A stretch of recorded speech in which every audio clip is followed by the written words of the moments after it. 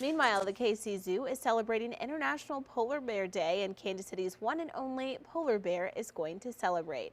Fox 4's Carrie Wickersham is live at the Polar Bear Passage at the zoo, where everyone is invited to the party.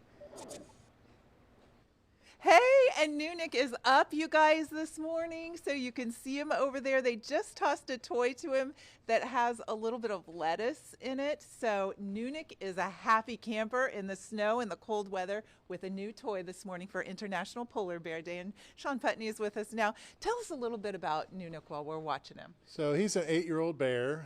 We got him a few years ago, and as you can see, he's trying to crush. That's a very natural habit for them to do when they're hunting seals. You'll see them jump up and pounce, and that's what he's trying to do with that enrichment item that's in there now. So he, just like all polar bears, they look all fluffy and cuddly, but we just confirmed with the staff that he's over 1,200 pounds of fluffy. Wow. So it's a lot of bear there. Okay, so in the wintertime, do bears put on more weight? Their weight fluctuates a little bit summer to winter? Yeah, they do.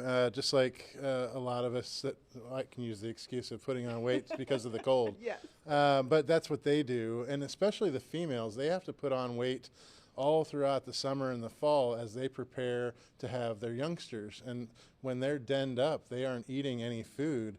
The males aren't captive like that, but the females are literally in a den for a couple months while they're raising these little tiny infants. So they need to gain a lot of weight. Okay, so in captivity, Nunick obviously is not eating seals like he would in the wild. So how much are you feeding him? Well, he gets a wide variety of fish. He'll get some meat product, and they also get lard because that's the substitute of eating that seal fat. Okay, that's so interesting. In the wild, polar bears, they're not endangered, but they're threatened right now? Yeah, the outlook is not very good for polar bears right now, and it's more about the sea ice because the sea ice is forming later in the year and it's melting earlier in the year, and they depend on the sea ice to go hunt for their food. Well, with no sea ice, there's less of that opportunity. So that's the biggest problem for them. They're seeing weight loss in females, less places to hunt and get food. So there's a huge concern about how they're going to be doing in the decades to come. Yeah.